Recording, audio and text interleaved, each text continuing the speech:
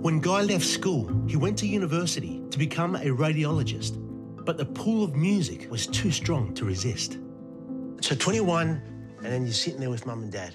So to tell them when I was that close to getting my degree that I decided, look, I can't do this anymore. I wake up every day and I don't know what I'm doing. I was at a pretty dark point, and so I think when my parents realised that, they knew that they just had to support me in you know, my pursuit for music. And it was a tough conversation because I studied hard too. Like, I studied really hard to get the marks to get into the course, and I wasn't sure whether music was an option for me. And then that became even worse because then I quit uni. I recorded these demos in my bedroom and I saved up. I caught a train to Melbourne and I made these little appointments at these various record labels and I handed in my demo. Yeah. And pretty much every one of them said, "We love your voice, you don't have the look."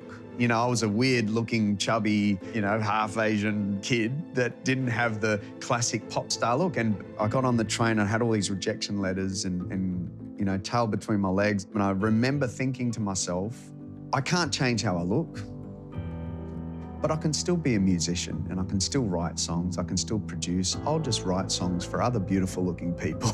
You know, that was my mindset. Just a few months later, Guy saw an ad on TV for the first Australian Idol and was reluctantly persuaded to audition. And I was with a bunch of friends. I remember I'd played indoor cricket, and then afterwards we were at a friend's house, and after this commercial aired, everyone said, "Guy, you've got to go on it." And I was with Jules, who I'm married to. You know, we were dating at the time, and everyone said, "You've got to give it a crack, give it a go." And I'm there in the back of my mind, I'm going, as if I'm going to win a TV show, let alone get a record deal. I'm going to go on TV with all these other, you know, beautiful pop star looking people. I'll never win.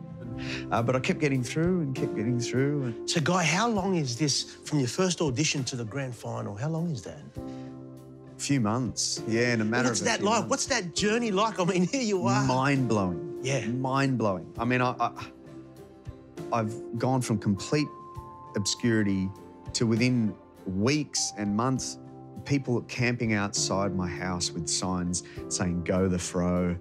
I remember during the show, I went home and I filled in a game of indoor cricket, and we'd always go to the McDonald's at Tea Tree Gully, you know, in Adelaide afterwards. And I remember I was eating off my own face. That Macca's in Adelaide had printed these placemats, and I'm sitting there with my mates who I played indoor cricket. It was a really weird moment, but it was awesome. It was great.